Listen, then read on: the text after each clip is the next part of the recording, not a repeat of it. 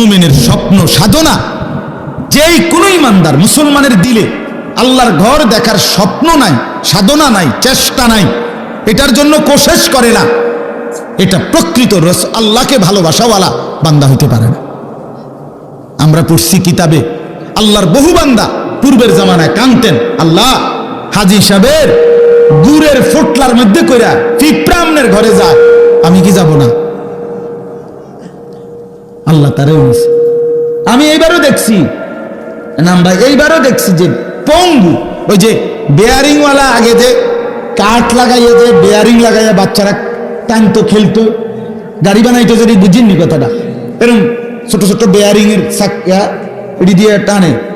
এই বেয়ারিং লাগানো কাঠের একটা চাক্কাওয়ালা গাড়ির মধ্যে বৈশা এই মাটির মধ্যে ভর দিয়া দিয়া আল্লাহর বান্দা, কসম আমি দেখছি এইবার রমজানেও তাওয়াফ করতেছে।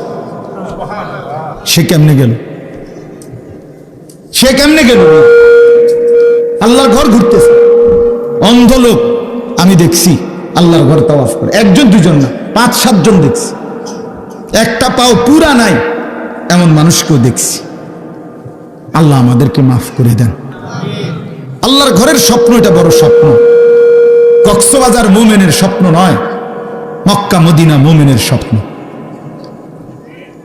আমরা এই কিতাবে পড়ছি, কত বুজুর্গ আল্লাহর প্রিয় বান্দারা বলতেন, আল্লাহ রে, আল্লাহ আমি প্রত্যেক দিন নামাজে বলি মুতাওয়াজ্জিহান ইলা জিহাতিল কাবা, আল্লাহ কাবার দিকে ফিরে নিয়ত করলাম, আর বাকি 28টা গাছ বিক্রি করে হজের টাকা মিলাইয়া আল্লাহর ঘরে গেছে।